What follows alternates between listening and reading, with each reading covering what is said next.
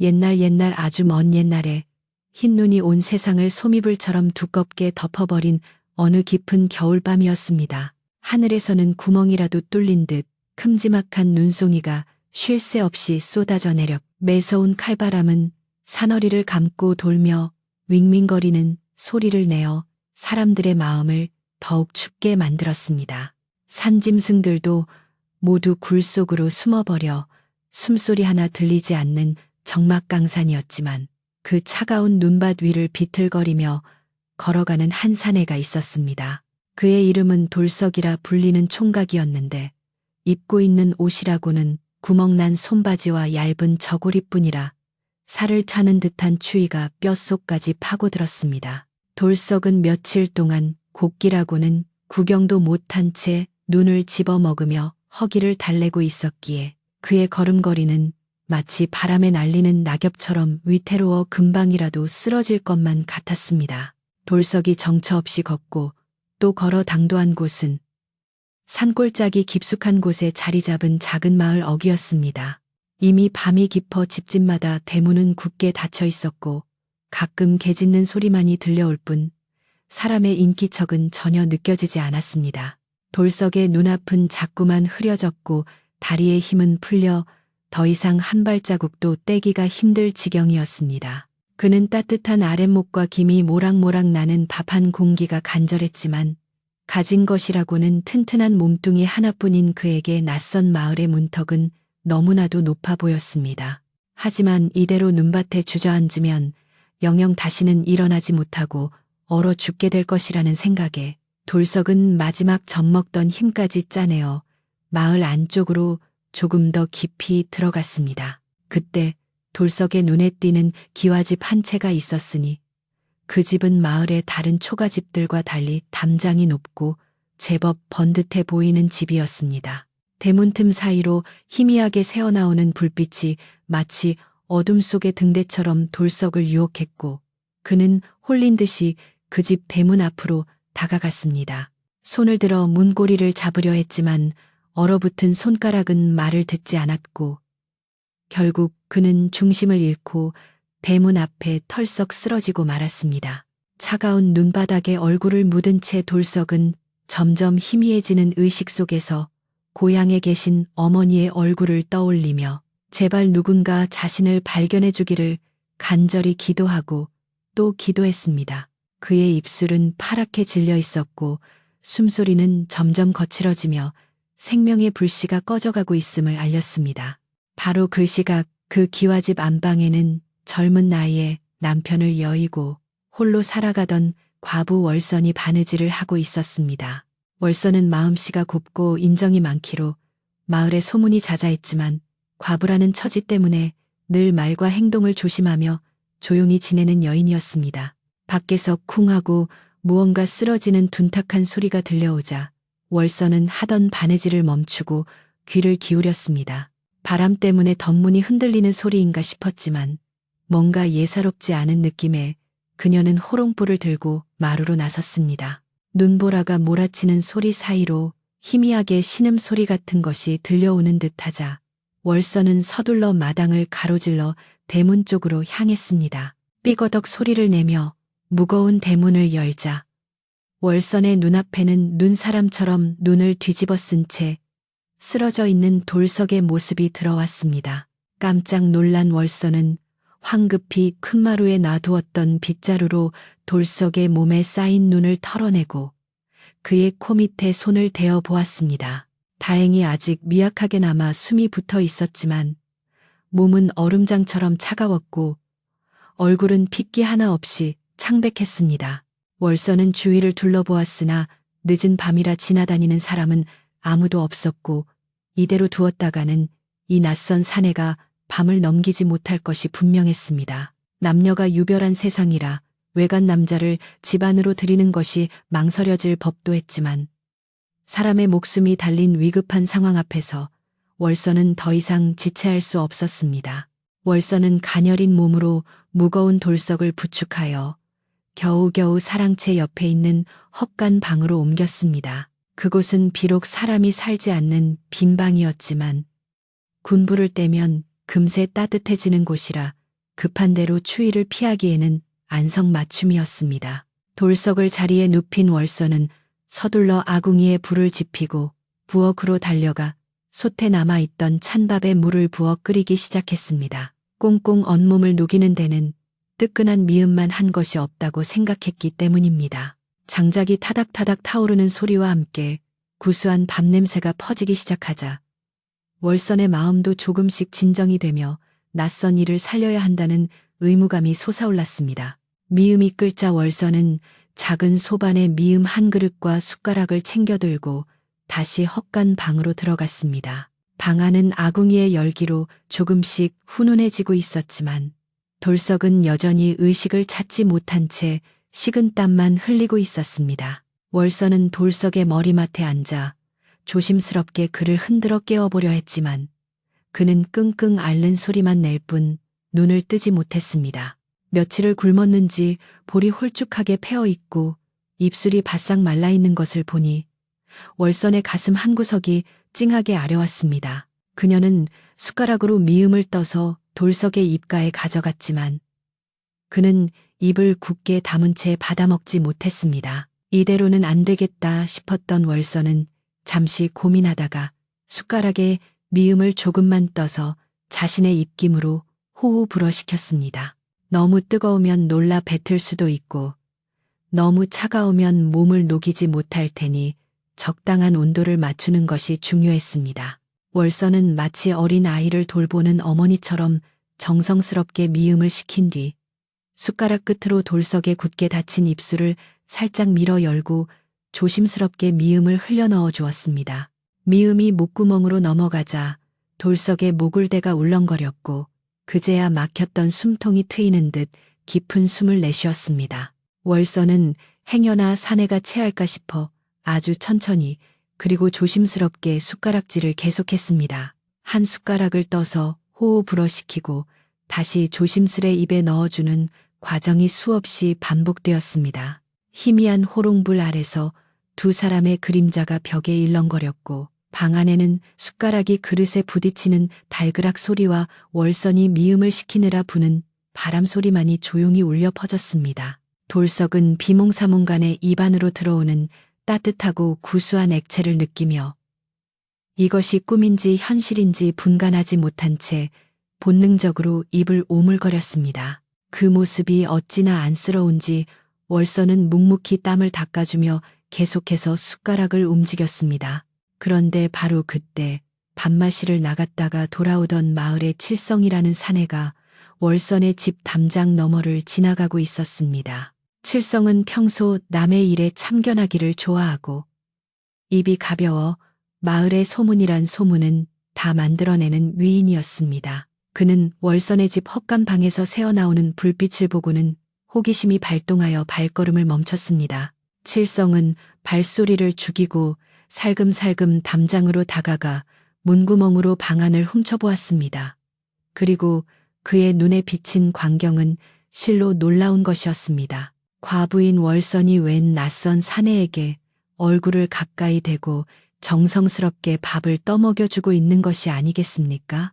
물론 월선은 그저 뜨거운 미음을 식혀주기 위해 입으로 불고 있었을 뿐이지만 담장 밖에서 훔쳐보는 칠성의 눈에는 그 모습이 마치 연인끼리 정을 나누는 모습처럼 다정하고 은밀해 보였습니다. 게다가 칠성은 돌석이 굶주려 쓰러진 거린이라는 사실을 알 리 없었기에 월선이 밤늦게 외간 남자를 집 안으로 끌어들여 미래를 즐기고 있다고 단정 짓고 말았습니다. 칠성의 가슴 속에서는 알 수 없는 질투심과 함께 내일 날이 밝는 대로 이 엄청난 소식을 마을 사람들에게 전해야겠다는 생각에 심장이 쿵쿵 뛰기 시작했습니다. 그는 입가에 야비한 미소를 지으며 조용히 담장 밑을 떠나 어둠 속으로 사라졌습니다. 방 안의 월선은 밖에서 무슨 일이 벌어지고 있는지 까맣게 모른 채 오직 돌석을 살리는 데만 온 정신을 쏟고 있었습니다.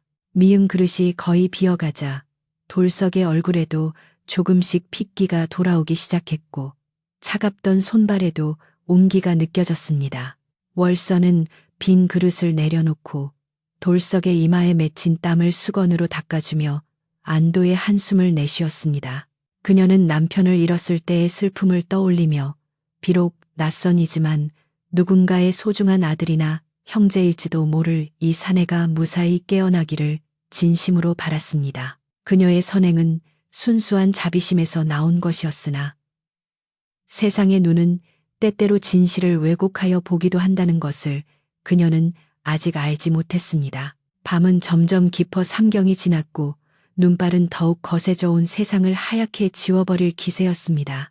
돌석은 따뜻한 방바닥과 뱃속을 채운 미음 덕분에 깊은 잠에 빠져들었고 코를 고는 소리까지 내기 시작했습니다. 월서는 그 소리를 듣고서야 비로소 마음을 놓고 헛간방을 나왔습니다. 찬바람이 얼굴을 때렸지만 그녀의 마음속은 한 생명을 구했다는 뿌듯함으로 따뜻했습니다. 그녀는 안방으로 돌아가기 전 혹시라도 밤새 아궁이 불이 꺼질까 염려되어 장작을 몇 개 더 넣어주었습니다. 굴뚝으로 피어오르는 하얀 연기가 눈 내리는 밤하늘로 흩어졌습니다. 안방으로 돌아온 월서는 자리에 누웠지만 쉽사리 잠을 이루지 못했습니다. 내일 아침에 저 사내가 깨어나면 무엇이라 설명해야 할지, 마을 사람들이 보면 뭐라 할지 걱정이 앞섰기 때문입니다. 하지만 그녀는 곧 고개를 저으며 생각을 떨쳐버렸습니다. 사람이 죽어가는 것을 보고 그냥 지나치는 것은 사람의 도리가 아니라고 스스로를 다독였습니다. 옛말의 적선지가 필유여경이라 하여 착한 일을 하면 반드시 경사가 뒤따른다고 했으니 나쁜 일은 없을 것이라 믿고 싶었습니다. 월서는 이불을 머리끝까지 끌어올리며 잠을 청했고 창호지 문 밖에서는 여전히 바람이 윙윙거렸습니다. 다음 날 아침 해가 뜰 무렵 돌석은 눈부신 햇살에 눈을 떴습니다. 낯선 천장과 따뜻한 이불의 감촉에 그는 자신이 죽어서 저승에 온 것인가 생각했습니다. 하지만 몸을 일으키려 하자 온몸이 쑤시는 통증이 느껴져 아직 살아있음을 실감했습니다. 그때 방문이 드르륵 열리며 아침 밥상을 든 월선이 들어왔습니다. 그녀의 뒤로는 아침 햇살이 후광처럼 비치고 있어 돌석의 눈에는 마치 선녀가 내려온 듯 보였습니다. 그러나 그 평화로운 아침의 고요함 뒤에는 어젯밤 칠성이 퍼뜨린 소문이 마을 전체를 뒤덮으며 거대한 파도가 되어 밀려오고 있었습니다. 돌석과 월선 앞에 닥칠 시련은 이제 막 시작되려 하고 있었습니다. 돌석은 뜨거운 밥 한 그릇을 개눈 감추듯 비우고 나서야 정신이 온전하게 돌아오는 것을 느꼈습니다. 며칠을 굶주려 백가죽이 등딱지에 붙을 지경이었던 그에게 월선이 차려준 밥상은 단순한 끼니가 아니라 생명을 다시 이어준 약이나 다름없었습니다. 그는 밥그릇을 내려놓고 자리에서 일어나 월선이 있는 안방 쪽을 향해 큰 절을 올렸습니다. 비록 가진 것 없는 떠돌이 신세였지만 은혜를 입고도 모른 척 지나가는 것은 사람이 할 도리가 아니라고 배웠기 때문입니다. 돌석은 당장이라도 길을 떠나야 했으나 자신을 살려준 은인에게 보답할 길이 막막하여 툇마루에 앉아 한참을 고민했습니다. 그는 자신의 튼튼한 몸뚱이를 써서 이 집에 밀린 일이라도 해주고 떠나는 것이 도리라 생각하고 마당 구석에 놓인 도끼를 집어들었습니다. 그날부터 돌석은 월선의 집머슴을 자처하며 우즈니를 도맡아 하기 시작했습니다. 겨울 동안 마당에 산처럼 쌓여있던 눈을 치우는 것은 기본이요. 헐거워진 담장을 고치고 땔감이 떨어지지 않도록 산에 올라가 나무를 한 지게씩 해날랐습니다.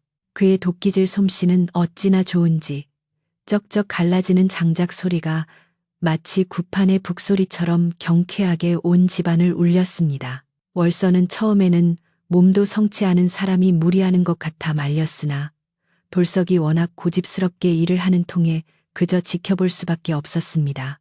돌석은 누가 시키지 않아도 새벽같이 일어나 마당을 쓸고 소여물을 끓이며 집안 구석구석 손길이 닿지 않은 곳을 찾아다니며 부지런을 떨었습니다.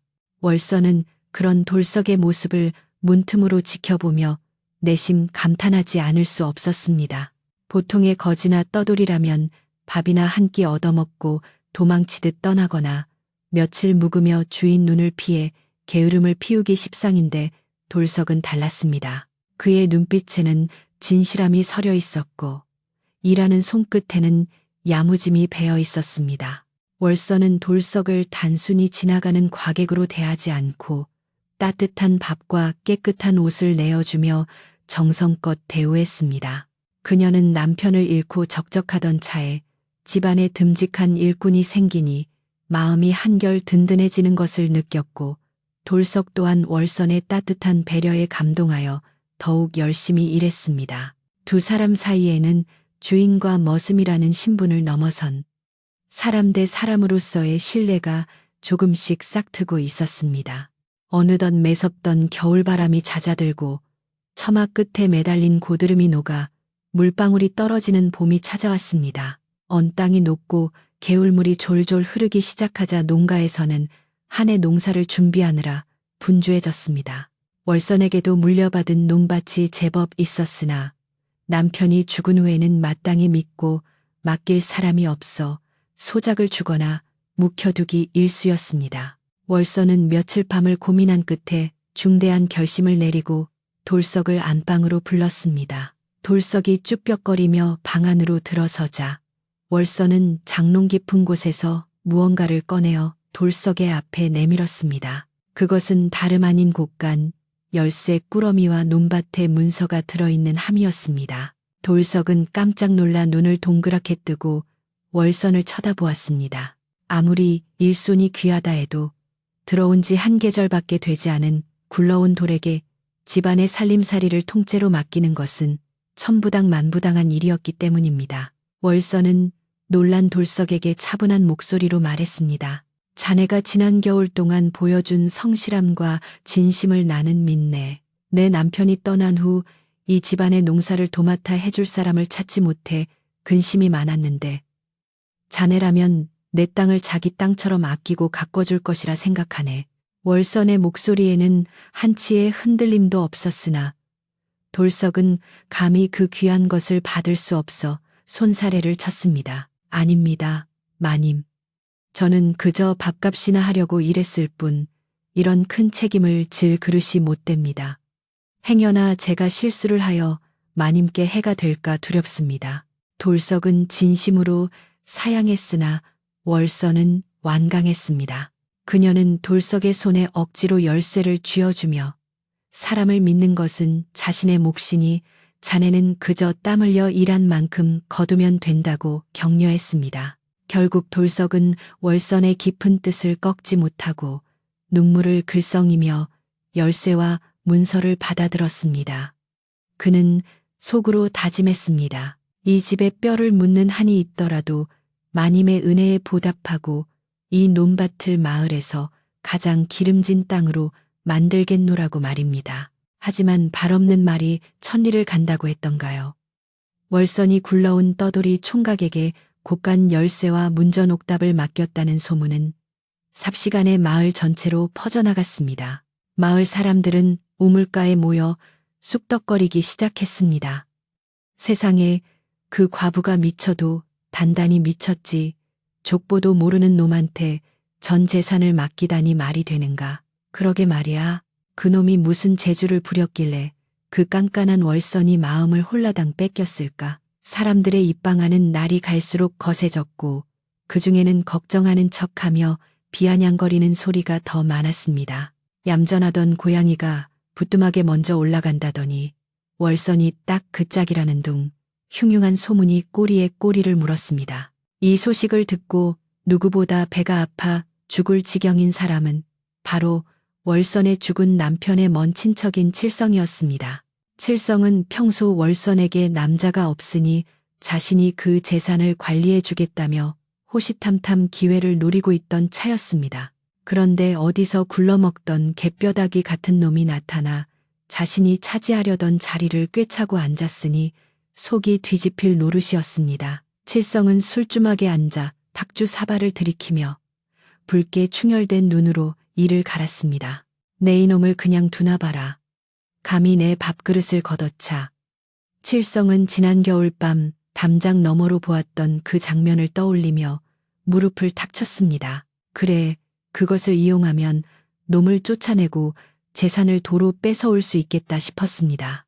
칠성은 그 길로 마을 사랑방으로 달려가 동네 어르신들과 장정들을 모아놓고 침을 튀기며 열변을 토하기 시작했습니다. 여러분, 내 말 좀 들어보시오. 저 아랫마을 월선네 집에 들어앉은 그놈 보통 내기가 아닙니다. 내가 지난 겨울 밤에 똑똑히 보았소. 그놈이 춥고 배고픈 척하며 쓰러진 것은 다 연극이요. 월선이가 그놈에게 밥을 떠먹여 주는데 그 눈빛이 예사롭지가 않더이다. 칠성은 교묘하게 사실을 왜곡하고 살을 붙여 이야기를 꾸며냈습니다. 그는 돌석이 월선을 유혹하여 재산을 가로채기 위해 계획적으로 접근한 사기꾼이라고 몰아세웠습니다. 마을 사람들은 처음에는 반신반의했으나 칠성이 워낙 생생하게 묘사하는 통에 하나둘씩 귀를 기울이기 시작했습니다. 아니, 밤에 밥을 떠먹여 줬다고? 다 큰 남녀가? 거참, 망측해라. 과부 집에 외간 남자가 들어앉은 것부터가 수상쩍긴 했어. 사람들은 칠성의 말에 동조하며 혀를 찼습니다. 칠성은 기세를 몰아 더욱 목소리를 높였습니다. 그뿐인 줄 아시오? 이제는 아예 안방마님 행세를 하며 곳간 열쇠까지 꿰찼다지 않소.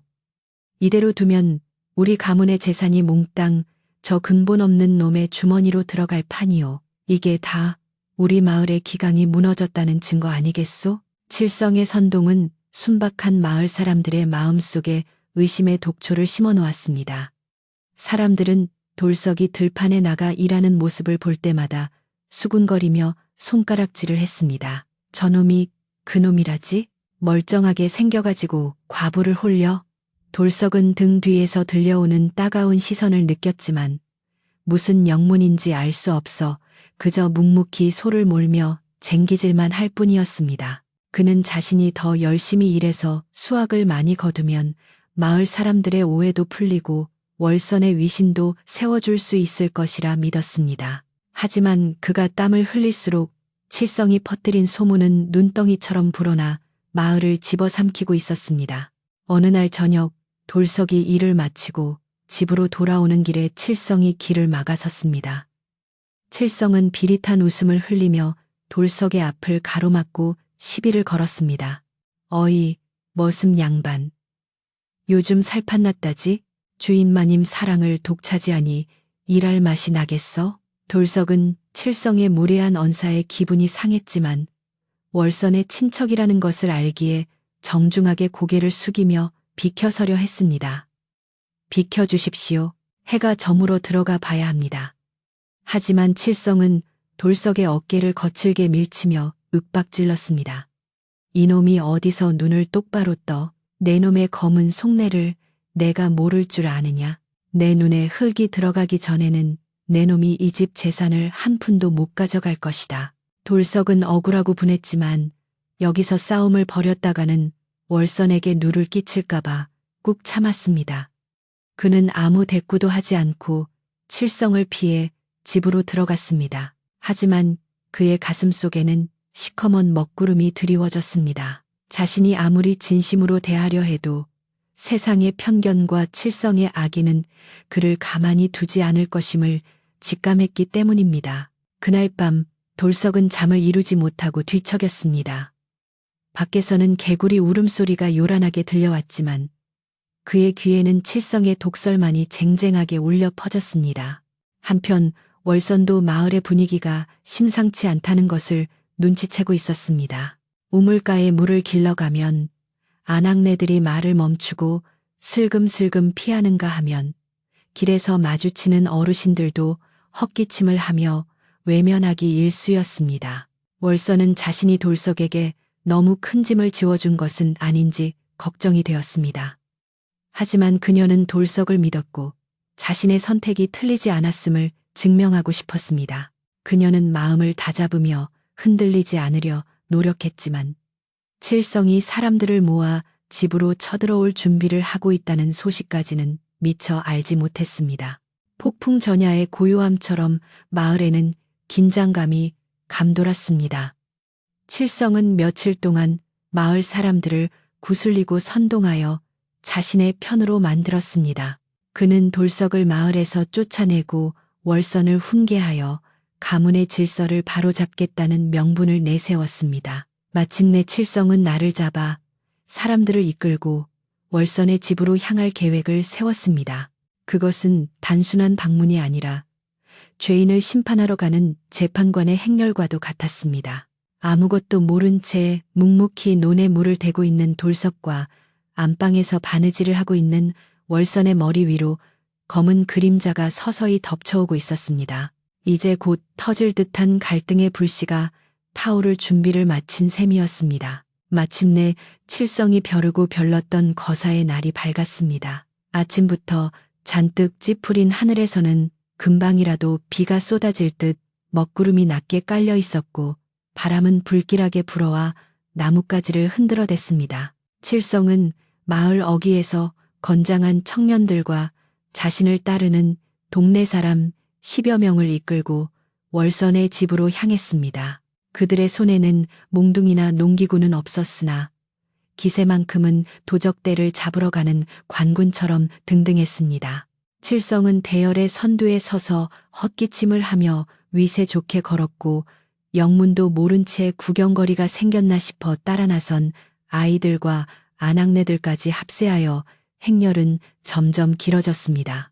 마을의 고요를 깨트리는 웅성거림이 점차 월선의 집 대문 앞으로 가까워지자 집 안에서 일하던 돌석도 심상치 않은 기운을 감지하고 하던 일을 멈추었습니다. 이리 오너라. 주인장은 썩 나오지 못할까. 칠성이 대문이 부서져라 두드리며 고래고래 고함을 질렀습니다. 그 소리가 어찌나 큰지 집안의 개가 컹컹 짖어대고 처마 밑에 참새들이 놀라 후두둑 날아올랐습니다. 마당을 쓸고 있던 돌석이 서둘러 대문을 열자 칠성과 마을 사람들이 봇물 터지듯 마당 안으로 밀고 들어왔습니다. 돌석은 당황하여 그들을 막아서며 무슨 일이냐고 물었으나 칠성은 돌석을 거칠게 밀쳐내며 삿대질을 해댔습니다. 내 이놈 어디서 주인을 참칭하며 앞을 막아서느냐. 오늘은 내 놈의 그 더러운 가면을 벗기고야 말 테다. 칠성의 서슬퍼런 기세에 돌석은 뒤로 주춤 물러설 수밖에 없었고 마당은 순식간에 사람들로 가득 차 난장판이 되었습니다. 소란스러운 소리에 안방문이 열리고 하얀 소복을 단정하게 입은 월선이 모습을 드러냈습니다. 그녀는 마당에 가득 찬 사람들과 살기 등등한 칠성의 모습을 보고도 눈 하나 깜짝하지 않고 해마루에 꼿꼿이 섰습니다. 평소 조용하고 유순하기만 하던 월선의 모습에서 서리빨 같은 위험이 느껴지자 웅성거리던 사람들도 잠시 입을 다물고 그녀를 주시했습니다. 월선은 차분하지만 힘있는 목소리로 물었습니다. 아재, 이게 대체 무슨 행패입니까? 남의 집에 신발을 신고 들어와 고함을 지르다니 이것이 어른으로서 할 도리입니까? 그녀의 당당한 태도의 칠성은 잠시 움찔했으나 곧바로 비열한 웃음을 지으며 주위를 둘러보았습니다. 허, 도리라. 지금 도리를 논할 자격이 자네에게 있는가? 칠성은 덴마루 앞으로 성큼 다가와 삿대질을 하며 소리쳤습니다. 온 동네가 다 아는 사실을 자네만 모르는 척 시치미를 떼는구만. 자네가 저 굴러먹던 머슴놈을 밤중에 방으로 끌어들여 밥을 떠먹여주고 희희낙낙했다는 것을 내 두 눈으로 똑똑히 보았네. 과부라는 사람이 수절은 못할 망정 외간 남자와 놀아나고 그것도 모자라 집안의 전담 문서를 통째로 넘기다니 조상님들 뵐 면목이 없지도 않은가? 칠성이 내뱉은 말은 마치 독화살처럼 날아와 월선의 가슴에 꽂혔고 듣고 있던 마을 사람들은 세상에 진짜였어? 하며 수군거리기 시작했습니다. 월선의 얼굴은 억울함과 분노로 붉게 달아올랐으나 그녀는 입술을 깨물며 감정을 억누르려 애썼습니다. 하지만 칠성은 멈추지 않고 더욱 기세를 올렸습니다. 여러분 들으시오. 저 여자가 겉으로는 고고한 척하지만 속은 시커멓기 짝이 없습니다. 저 근본 없는 놈에게 홀려서 우리 가문의 재산을 다 탕진하려 하니 친척인 내가 나서서 바로잡지 않을 수가 없소. 당장 저놈을 내쫓고 곳간 열쇠와 문서를 내놓으시오. 그렇지 않으면 관아에 고발하여 둘 다 멍석마리를 시키고 말 테니. 칠성의 협박에 돌석은 주먹을 꽉 쥐고 부들부들 떨었지만 자신이 나서면 오히려 월선에게 해가 될까봐 입을 꾹 다물고 고개만 숙이고 있었습니다.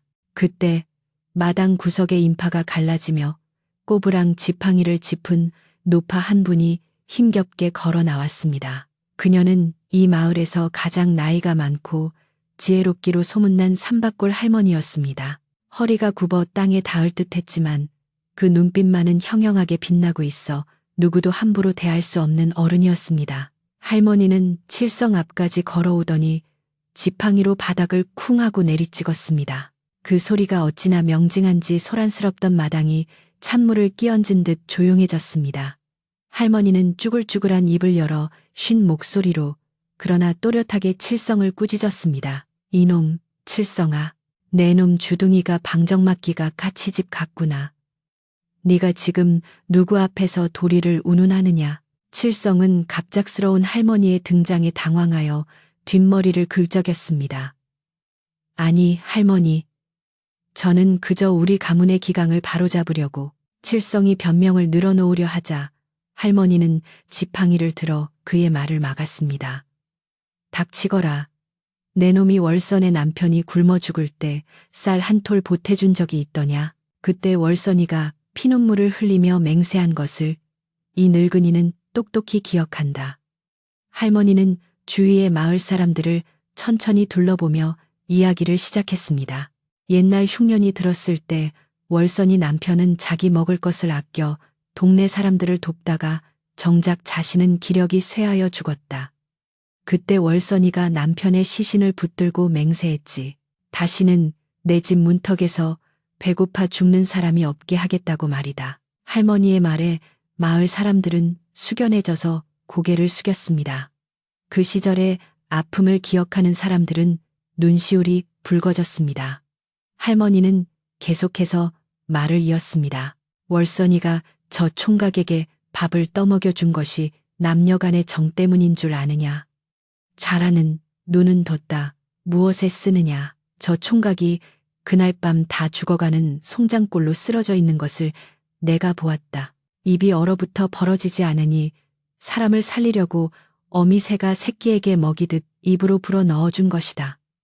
그것이 음탕한 짓이냐, 사람 목숨 살리는 숭고한 짓이냐.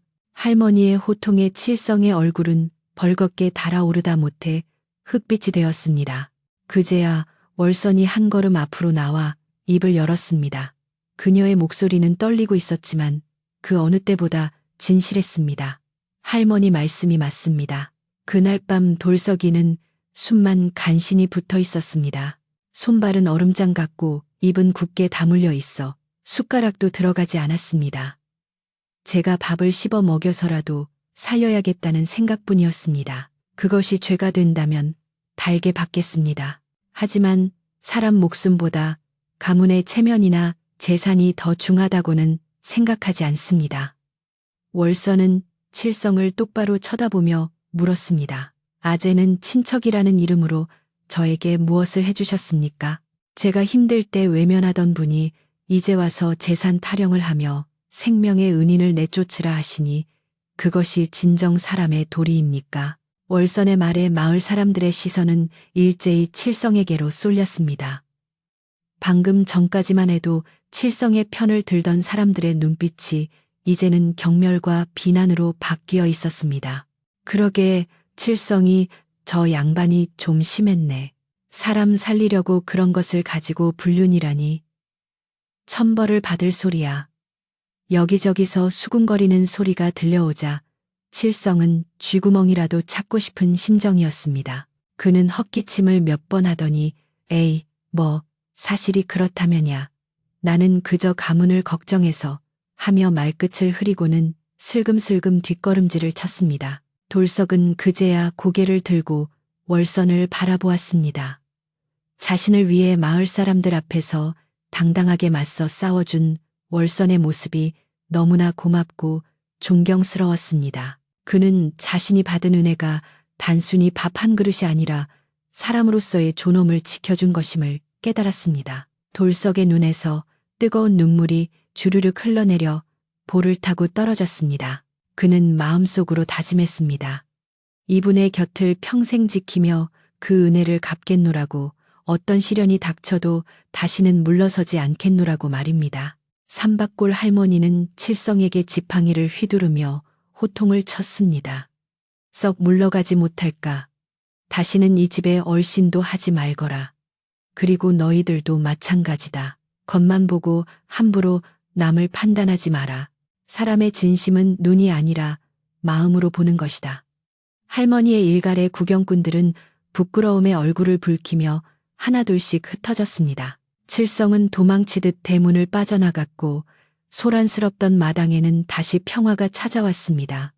바람도 잦아들고 구름 사이로 햇살이 비치기 시작했습니다. 월서는 할머니에게 다가가 깊이 고개를 숙여 감사를 표했습니다. 할머니 덕분에 큰 화를 면했습니다. 이 은혜를 어찌 갚아야 할지요. 할머니는 월선의 손을 따뜻하게 잡아주며 인자한 미소를 지었습니다. 은혜는 무슨, 네가 쌓은 덕이 너를 지켜준 게다. 저 총각, 눈빛이 참 맑더구나. 네가 사람을 잘 보았어. 둘이 서로 의지하며 잘 살아보거라. 할머니는 돌석을 향해서도 고개를 끄덕여 보이고는 왔던 길을 천천히 되돌아 나갔습니다. 할머니의 뒷모습은 작아 보였지만 그 그림자는 마당을 가득 채울 만큼 거대해 보였습니다. 마당에 남겨진 월선과 돌석은 한동안 아무 말도 없이 서로를 바라보았습니다. 어색한 침묵이 흘렀지만 그 침묵은 이전과 달리 따뜻하고 편안했습니다. 돌석이 먼저 용기를 내어 입을 열었습니다. 마님, 저 때문에 곤란을 겪게 해드려 죄송합니다. 하지만 저를 믿어주셔서 정말 감사합니다. 월선은 부드러운 미소를 지으며 대답했습니다. 자네 탓이 아닐세. 오히려 자네 덕분에 묵은 체증이 내려간 듯 시원하네. 이제 누가 뭐라 하든 신경 쓰지 말고 우리 식대로 잘 살아보세. 저녁 노을이 붉게 물들기 시작할 무렵 돌석은 다시 쟁기를 챙겨들고 밭으로 향했습니다. 아직 해가 남아있으니 조금이라도 더 일을 해야겠다는 생각이었습니다. 그의 발걸음은 아침보다 훨씬 가볍고 힘찼습니다. 월선은 부엌으로 들어가 저녁밥을 짓기 시작했습니다. 굴뚝에서 피어오르는 연기는 그 어느 때보다 평온해 보였고 밥 짓는 냄새는 고소하게 마을로 퍼져나갔습니다. 비 온 뒤에 땅이 굳어진다는 말처럼 거센 폭풍우가 지나간 뒤 두 사람의 신뢰는 더욱 단단하게 굳어져 있었습니다. 이제 그들 앞에는 따뜻한 봄날의 햇살만이 기다리고 있을 것 같은 예감이 들었습니다. 칠성이와 그 패거리가 물러가고 난 뒤 월선네 집 마당에는 다시금 평화로운 정적이 찾아왔습니다. 봄비가 대지를 촉촉하게 적시며 내리기 시작했고 그 비는 진한 소란으로 인해 더럽혀진 마당의 흙먼지를 말끔히 씻어내주는 듯 했습니다.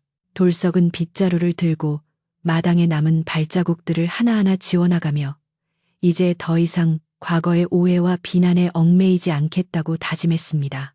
비 온 뒤에 땅이 굳어진다는 말처럼 마을 사람들과의 갈등은 오히려 돌석과 월선 사이의 신뢰를 더욱 단단하게 만드는 계기가 되었습니다.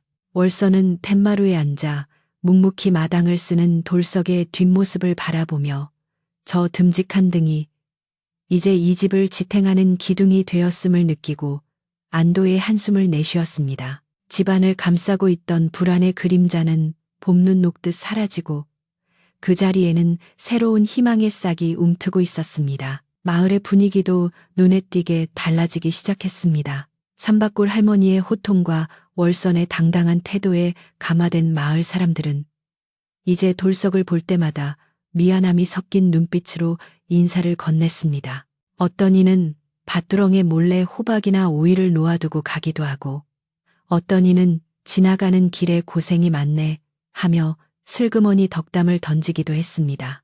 돌석은 그런 마을 사람들의 변화를 느낄 때마다 허리 굽혀 정중하게 답례를 했고 결코 자만하거나 지난 일을 들추어 원망하지 않았습니다. 그의 겸손하고 성실한 태도는 사람들의 마음속에 남아있던 의심의 찌꺼기를 완전히 씻어내기에 충분했습니다. 마을 우물가에서는 더 이상 월선과 돌석에 대한 흉흉한 소문 대신 돌석의 부지런함과 월선의 덕행을 칭송하는 이야기가 꽃을 피웠습니다.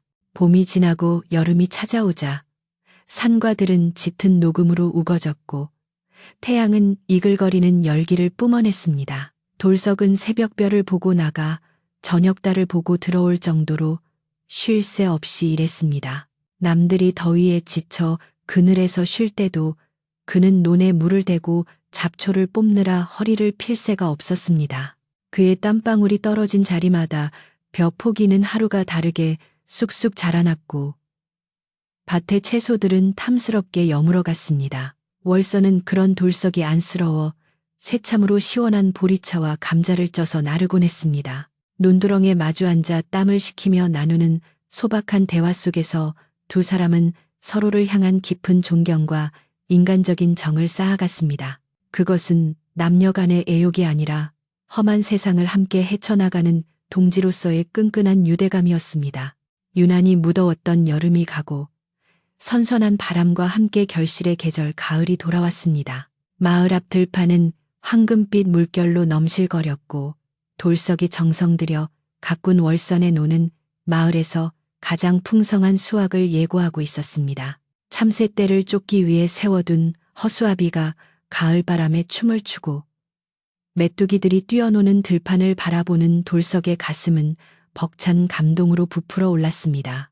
불과 1년 전만 해도 굶주림에 허덕이며 눈밭을 헤매던 자신이 이제는 이 풍요로운 들판의 주인이 되어 수확을 앞두고 있다는 사실이 믿기지 않았습니다.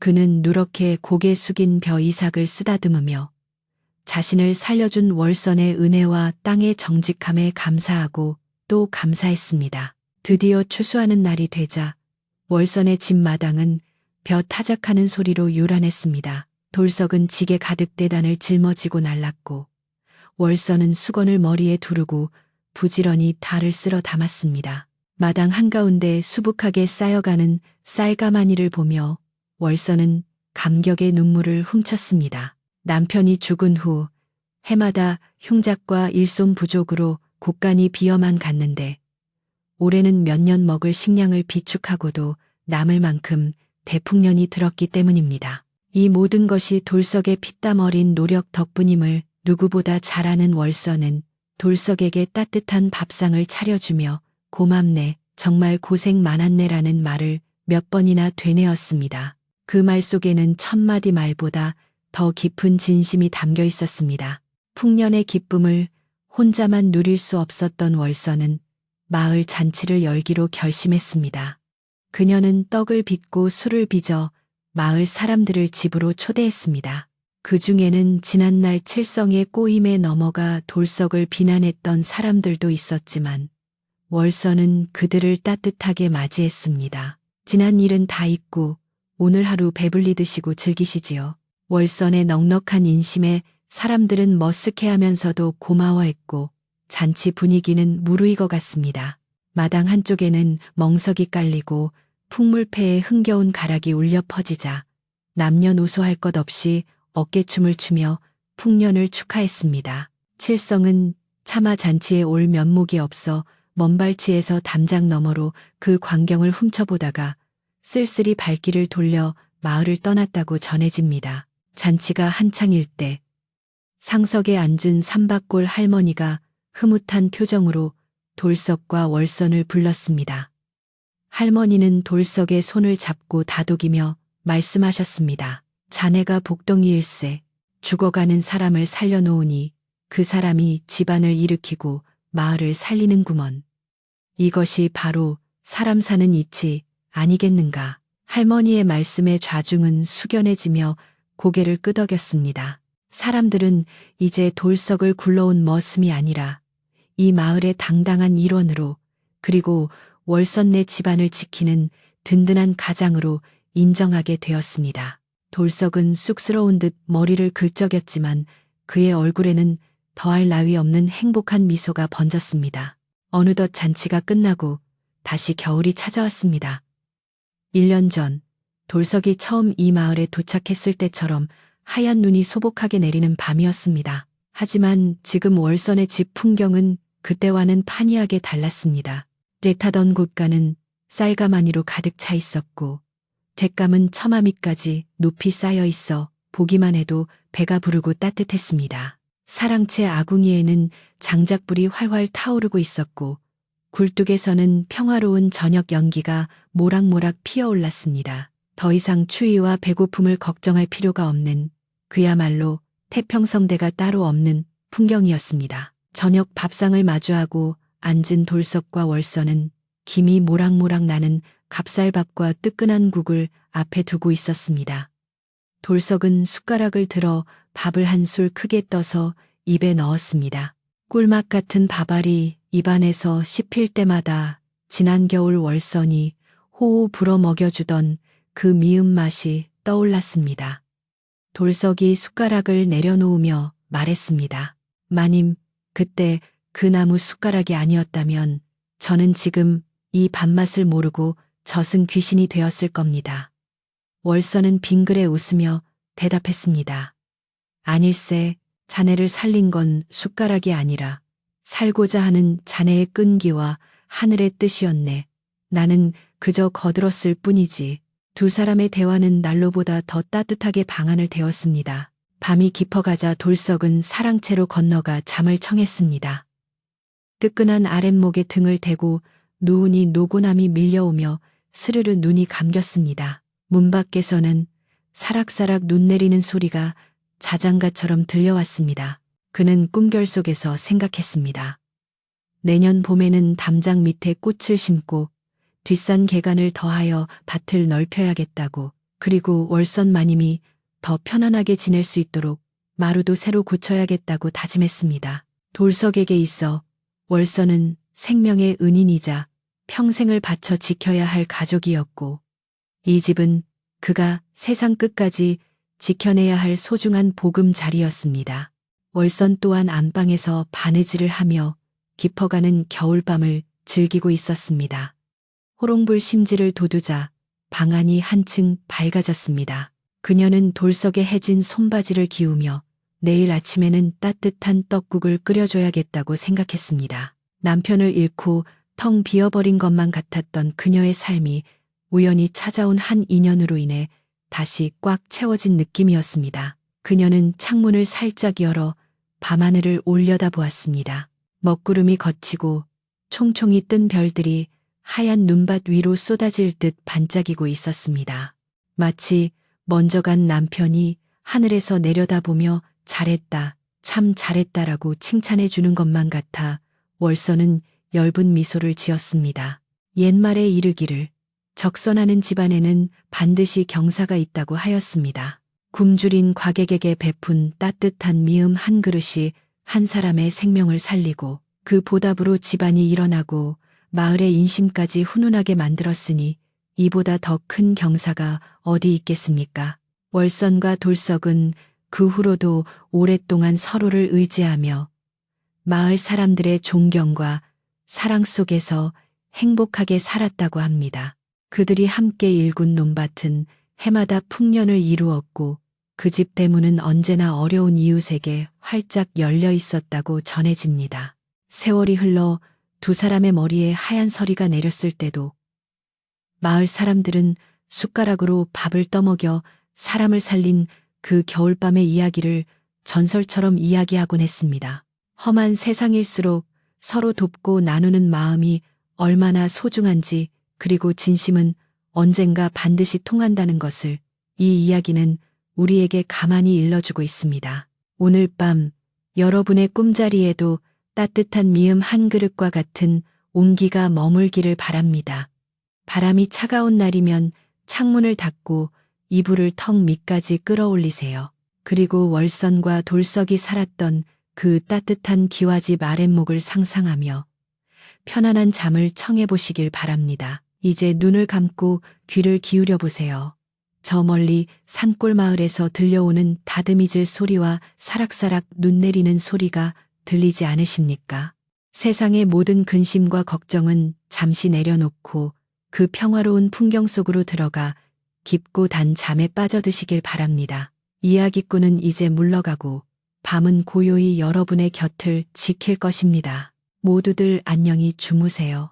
흐르는 강물처럼 세월은 멈추지 않고 흘러 강산이 3번이나 바뀔 만큼 오랜 시간이 지났습니다. 그동안 월선 내 기와집 담장 아래 심어놓았던 매화나무는 지붕을 덮을 만큼 거목으로 자라났고 검은 머리가 팥뿌리 같았던 돌석과 월선의 머리에는 하얀 눈이 내려앉은 듯 백발이 성성해졌습니다. 이제 마을 사람들은 그들을 돌석 할아버지, 월선 할머니라 부르며 마을의 큰 어른으로 모셨고 두 사람의 이야기는 아이들의 자장가처럼 집집마다 전해지고 있었습니다. 비록 허리는 굽고 걸음걸이는 느려졌지만 두 사람의 얼굴에 새겨진 깊은 주름살 사이에는 세월이 빚어낸 넉넉한 인품과 평온함이 가득 고여 있어 보는 이들의 마음을 저절로 편안하게 만들었습니다. 어느 해 겨울 유난히 눈이 많이 내리고 매서운 추위가 닥쳐왔던 때의 일입니다. 산속의 짐승들도 먹이를 구하지 못해 마을로 내려올 만큼 혹독한 날씨가 계속되자 마을의 인심도 덩달아 흉흉해지기 시작했습니다. 곳간의 양식이 넉넉지 않은 집들은 대문을 걸어 잠그고 이웃과의 왕래를 끊었으며 길을 지나는 나그네에게 물 한 모금 내어주기를 꺼려하는 삭막한 분위기가 감돌았습니다. 하지만 늙은 돌석과 월선의 집 굴뚝에서는 여전히 아침 저녁으로 따뜻한 연기가 피어올랐고 사랑채 문은 언제나 조금 열려 있어 찬바람을 피해 들어오는 누구에게나 곁을 내어줄 준비가 되어 있었습니다. 두 노인은 자신들의 먹을 것을 줄여서라도 배고픈 이가 있으면 기꺼이 나누었고 그것이 하늘이 내려준 목숨값을 갚는 길이라 여겼습니다. 그러던 어느 날 해질녘 넝마 같은 옷을 입은 젊은 나그네 하나가 마을 어귀에 나타났습니다. 그는 며칠을 굶었는지 피골이 상접한 몰골로 지팡이에 의지해 간신히 걸음을 옮기고 있었는데 그 눈빛만은 어딘가 모르게 날카롭고 세상에 대한 원망으로 가득 차 있었습니다. 그는 몇몇 집 대문을 두드리며 구걸을 했으나 돌아오는 것은 차가운 문전박대와 험한 욕설뿐이었습니다. 젊은 놈이 사지 멀쩡해서 구걸질이라니 하는 소리에 나그네는 입술을 깨물며 주먹을 쥐었지만 당장 쓰러질 듯한 허기 앞에서는 분노조차 사치였습니다. 그는 마지막이라는 심정으로 마을 가장 안쪽에 있는 기와집, 즉 월선의 집 대문 앞에 섰습니다. 나그네가 대문 안으로 들어서자 마당에서 장작을 패고 있던 늙은 돌석이 허리를 펴고 그를 맞이했습니다. 돌석은 나그네의 남루한 행색과 적대적인 눈빛을 보고도 전혀 놀란 기색 없이 마치 기다리던 손주가 온 것처럼 환하게 웃으며 말했습니다. 날이 찹니다. 어서 안으로 드시게나. 마침 군부를 지펴 방이 따뜻하다네. 나그네는 돌석의 예상치 못한 친절에 오히려 의구심을 품고 퉁명스럽게 대꾸했습니다. 돈도 없고 갚을 능력도 없소. 그래도 밥을 줄 거요? 돌석은 허어 웃으며 그의 어깨에 쌓인 눈을 털어주었습니다. 사람이 밥을 먹는데 돈이 무슨 상관인가? 배가 고프면 먹어야지. 어서 들어가세. 방 안으로 안내된 나그네는 따뜻한 아랫목에 앉아서도 경계를 풀지 않았습니다. 그는 세상의 인심이란 결국 이 속에 따라 움직이는 것이라 믿었기에 이 노인들이 자신에게 무엇을 바라고 이러는지 의심했습니다. 잠시 후 백발의 월선이 소반에 밥과 국 그리고 김치 한 보시기를 차려들고 들어왔습니다. 진수성찬은 아니었지만 갓 지은 밥에서 나는 구수한 냄새와 모락모락 피어오르는 김은 얼어붙은 나그네의 마음을 녹이기에 충분했습니다. 월선은 밥그릇을 나그네 앞에 놓아주며 부드러운 목소리로 말했습니다. 시장이 반찬이라지만 차린 게 없어 미안하오. 천천히 많이 드시구려. 나그네는 체면도 잊은 채 허겁지겁 숟가락을 들고 밥을 퍼먹기 시작했습니다. 뜨거운 국물이 목을 타고 넘어가자 뱃속이 요동치며 눈물이 핑 돌았습니다. 그가 정신없이 밥그릇을 비우는 동안 돌석과 월선은 그저 흐뭇한 표정으로 지켜볼 뿐 아무런 것도 묻지 않았습니다. 어디서 왔는지, 뭐 하는 사람인지, 왜 이 지경이 되었는지 캐묻지 않는 그들의 침묵은 나그네에게 그 어떤 위로의 말보다 더 큰 안식을 주었습니다. 밥을 다 먹고 순규까지 마신 나그네가 숟가락을 내려놓자 그제야 돌석이 입을 열었습니다. 이제 몸이 좀 녹는가? 밤이 깊었으니 오늘은 여기서 푹 자고 가시게. 나그네는 불룩해진 배를 문지르며 고개를 들었습니다. 그리고 오랫동안 품어왔던 의문을 늙은 주인에게 던졌습니다. 영감님, 세상 사람들은 다 제 밥그릇 챙기기에 바쁜데 어찌하여 생면부지의 거지에게 이토록 후하게 대하십니까? 제가 나중에 도둑질이라도 하면 어쩌려고 이러십니까? 나그네의 도발적인 질문에도 돌석은 평온한 미소를 잃지 않았습니다. 그는 방 한 구석에 놓인 낡고 다른 나무 숟가락 하나를 집어들며 말했습니다. 젊은이, 이 숟가락이 보이는가? 아주 오래전 내가 자네만 할 때 나 또한 눈밭에 쓰러져 죽어가던 거지였다네. 그때 이 집 안주인이 이 숟가락으로 내 입에 미음을 떠넣어주지 않았다면 지금의 나는 없었을 걸세. 돌석은 잠시 회상에 잠긴 듯 먼 곳을 응시하더니 천천히 이야기를 이어갔습니다. 빈 숟가락은 밥을 담을 수도 있지만 사람의 마음을 담을 수도 있다네. 그때 내가 먹은 것은 밥이 아니라 사람의 따뜻한 정이었지. 그 밥 한 숟가락이 내 목숨을 살렸고 내 영혼을 살렸어. 그래서 나는 맹세했다네. 내 힘이 닿는 한 내 집을 찾는 이의 숟가락을 비게 하지 않겠노라고. 자네가 도둑질을 하든 해코지를 하든 그것은 자네의 몫이고 배고픈 이를 먹이는 것은 나의 몫일 뿐이네. 돌석의 담담한 고백에 나그네는 망치로 머리를 얻어맞은 듯 큰 충격을 받았습니다. 그는 자신이 세상에 대해 품었던 도끼와 원망이 얼마나 부질없는 것이었는지를 깨달았습니다. 나그네는 자리에서 일어나 돌석과 월선 앞에 무릎을 꿇고 큰 절을 올렸습니다. 그의 눈에서는 참회와 감사의 눈물이 하염없이 흘러내렸습니다. 어르신, 제가 어리석었습니다. 세상을 원망하며 비뚤어진 마음으로 살았습니다. 오늘 주신 밥 한 그릇의 은혜 죽는 날까지 잊지 않겠습니다. 월선은 나그네의 손을 잡아주며 다독였습니다. 사람이 살다 보면 넘어질 수도 있고 진흙탕에 구를 수도 있는 법이지. 중요한 건 다시 일어나서 툭툭 털고 가는 걸세. 자네는 아직 젊으니 무엇이든 다시 시작할 수 있어. 그날 밤 나그네는 따뜻한 사랑채에서 평생 처음으로 편안하고 깊은 잠을 잤습니다. 다음 날 아침 나그네는 마당에 쌓인 눈을 깨끗이 치워놓고는 조용히 길을 떠났습니다. 그가 남기고 간 쪽지에는 반드시 성공하여 다시 찾아뵙겠습니다라는 짧은 글귀가 적혀 있었습니다. 나그네가 떠난 후에도 돌석과 월선의 일상은 변함없이 흘러갔습니다. 봄이 오면 씨를 뿌리고 가을이면 추수하여 이웃과 나누는 삶. 그들의 집은 마을 사람들에게 단순한 기와집이 아니라 힘들 때 언제든 찾아가 기대 쉴 수 있는 마음의 고향과도 같았습니다.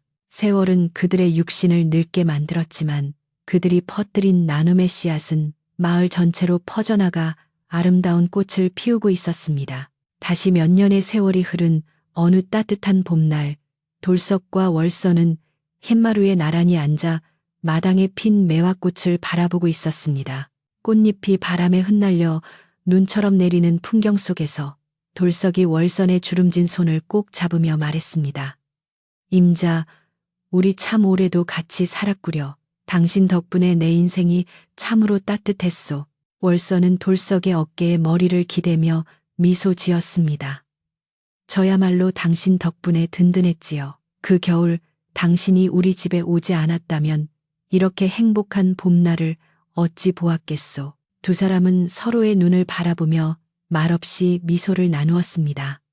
그 눈빛 속에는 지난 수십 년의 세월이 파노라마처럼 스쳐 지나갔습니다. 그날 밤 돌석과 월선은 마치 약속이라도 한 듯 나란히 누워 잠이 들었고 다시는 깨어나지 않았습니다. 두 분은 고통 없이 평화로운 얼굴로 서로의 손을 꼭 잡은 채 조용히 이승을 떠났습니다. 마을 사람들은 두 분이 같은 날, 같은 시에 함께 떠난 것을 보고 하늘이 내린 인연이라며 슬퍼하면서도 한편으로는 부러워했습니다.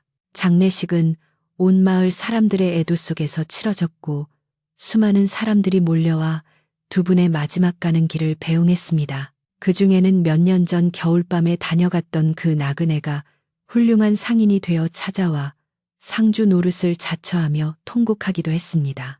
돌석과 월선이 떠난 뒤에도 그 기와집은 오랫동안 보존되었습니다. 마을 사람들은 십시일반으로 돈을 모아 집을 관리하며 마을의 사랑방으로 사용했습니다.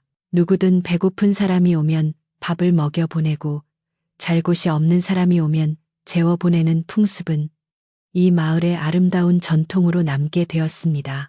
사람들은 그 집을 빈 숟가락의 집이라 불렀는데 이는 숟가락이 비어 있을수록 사랑으로 채울 수 있다는 돌석의 가르침을 기리기 위함이었습니다. 그 집 대문 앞에는 돌석이 아끼던 그 낡은 나무 숟가락 모양의 장승이 세워져 오가는 사람들에게 나눔의 소중함을 일깨워 주었습니다. 지금도 아주 먼 그 산골 마을에 가면 바람이 맑게 부는 날이면 어디선가 다듬이질 소리와 함께 구수한 밥 짓는 냄새가 날 것만 같다고 합니다. 그리고 밤하늘에 별이 총총이 뜨면 늙은 돌석과 월선이 마마루에 앉아 도란도란 이야기를 나누는 모습이 보인다는 전설이 전해져 내려옵니다. 그들은 비록 흙으로 돌아갔지만 그들이 남긴 따뜻한 마음은 밤하늘의 별처럼 영원히 빛나며 우리 곁에 머물고 있습니다. 착한 마음으로 살아가면 언젠가는 복을 받는다는 그 옛날 이야기는 오늘 밤 여러분의 꿈속에서도 따뜻한 위로가 되어줄 것입니다. 이제 정말로 긴 이야기가 끝을 맺을 시간입니다.